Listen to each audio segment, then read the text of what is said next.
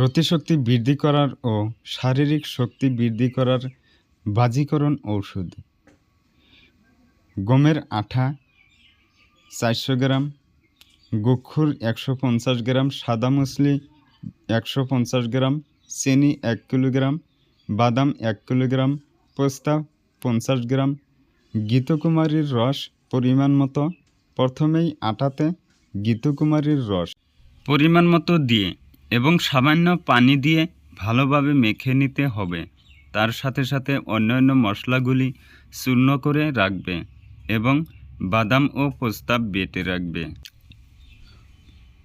এবার উনুনে পাত্রটা বসিয়ে দিন। অতঃপর ওই আটার দ্বারা ছোট ছোট রুটি তৈরি করে করকরে করে ভেজে নিন।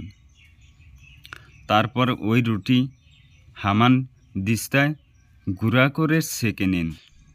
তারপর উনুনে 500 গ্রাম দুধ চাপিয়ে তাতে রুটি চূর্ণ মিশিয়ে আস্তে আস্তে নাড়তে থাকুন। ফুটলে পরে তাতে 500 গ্রাম চিনি দিয়ে আবার নাড়তে থাকুন।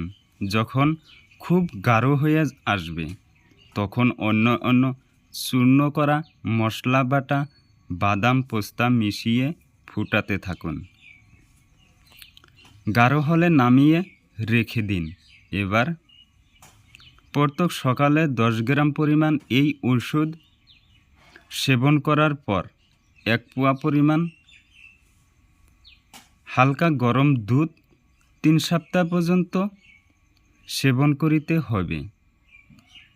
তাহলে রতিশক্তি ও শারীরিক শক্তি বৃদ্ধি পাইবে।